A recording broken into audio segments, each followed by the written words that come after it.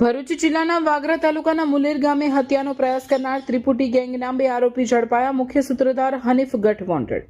16મી ફેબ્રુઆરી સોની સ્પીડે ગાડી લાવી એકની હત્યાનો પ્રયાસ કરવા મામલે ત્રિપુટી હતી વોન્ટેડ. 2 સુરતથી ઝડપાયા.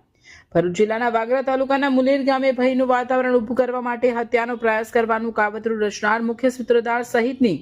ત્રિપુટીએ પણ હત્યાનો પ્રયાસ કરતા આખરે એક આરોપીના આગોતરા પણ નામંજૂર અને તેમાં પણ ગામના 126 લોકોની સહી સાથેની અરજી રજૂ કરાતા આખરે જામીન અરજી નામંજૂર કરાતા 2 આરોપીઓને વાગરા પોલીસે ઝડપી પાડી મુખ્ય સૂત્રધાર સુધી પહોંચવાના પ્રયાસ કર્યા છે.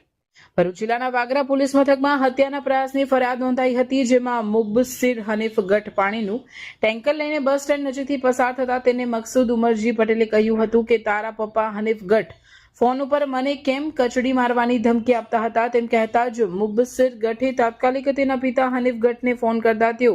પોતાની ગાડીમાં સુફિયાન ગઢને લઈ આવી ગાડી 100ની સ્પીડમાં લઈ આવી મકસૂદ પટેલને ઉડાવી 25 ફૂટ ફંગોળી તેમજ ગાડી રિવર્સમાં લઈ તેની ઉપર ચડાવી હત્યાનો પ્રયાસ કરી ગાડીમાંથી મુખ્ય સૂત્રધાર હનીફ ગઢ તથા ગાડીમાં પાછળ સવાર સુફિયાન ગઢ તથા ટ્રેક્ટર ચાલક મુબસ્સીર ગઢ ત્રિપુટીએ મકસૂદ પટેલને ઢોર મારવા લાગતા આજુબાજુના લોકોએ દોડી આવી ઇજાગ્રસ્તને વધુ મારથી બચાવવા પડતા હુમલાખોરો ભાગી ગયા બાદ ઇજાગ્રસ્તને સારવાર અર્થે ખસેડતા ઇજાગ્રસ્તને હાથ પગમાં ફ્રેક્ચર, માથામાં ગંભીર ઇજા હોવાના પગલે હત્યાનો ગુનો દાખલ આરોપીઓનું પગેરું મેળવવાના પ્રયાસ કર્યા હતા.